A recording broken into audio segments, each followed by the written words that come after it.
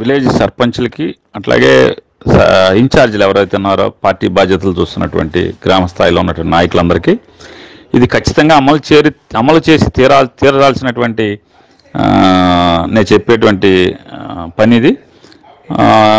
మీ panchayat secretary గారితోనూ వాళ్ళతో మాట్లాడుకుని రేపు పెన్షన్స్ ఎట్లా ఇస్తున్నారు పంచాయతీ ఆఫీసులో లేదా సచివాలయంలో వాళ్ళ ఎప్పుడు ఏ క్లస్టర్లో ఎప్పుడెప్పుడు రావాలి అనేది మీరు వివరం కనుక్కుని మనం రిజైన్ చేసినటువంటి వాలంటీర్లు మీరు కలిసి ఆ పెన్షన్దారులందరినీ కూడా దగ్గరుండి వీలుంటే ఆటో పెట్టండి. తర్వాత ఆ లెక్కలేంటో మనిద్దరం చూసుకుందాం.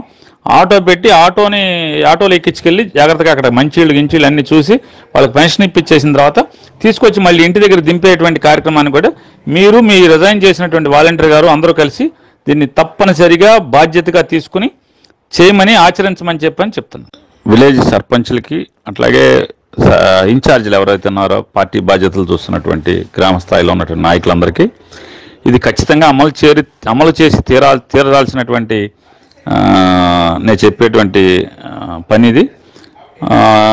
మీ పంచాయతీ సెక్రటరీ గారితోనూ వాళ్ళతో మాట్లాడుకుని రేపు పెన్షన్స్ ఎట్లా ఇస్తున్నారు పంచాయతీ ఆఫీసులో లేదా సచివాలయంలో వాళ్ళ ఎప్పుడు ఏ క్లస్టర్లో ఎప్పుడెప్పుడు రావాలి అనేది మీరు వివరం కనుక్కుని మనం రిజైన్ చేసినటువంటి వాలంటీర్లు మీరు కలిసి ఆ పెన్షన్దారులందరినీ కూడా దగ్గరుండి వీలుంటే ఆటో పెట్టండి. తర్వాత ఆ లెక్కలేంటో మనిద్దరం చూసుకుందాం. ఆటో పెట్టి ఆటోలో ఎక్కించుకెళ్ళి జాగ్రత్తగా అక్కడ మంచీళ్ళు గించీళ్ళు అన్నీ చూసి వాళ్ళకి పెన్షన్ ఇప్పించేసిన తర్వాత తీసుకొచ్చి మళ్ళీ ఇంటి దగ్గర దింపేటువంటి కార్యక్రమాన్ని కూడా మీరు మీ రిజైన్ చేసినటువంటి వాలంటీర్ గారు అందరూ కలిసి దీన్ని తప్పనిసరిగా బాధ్యతగా తీసుకుని చేయమని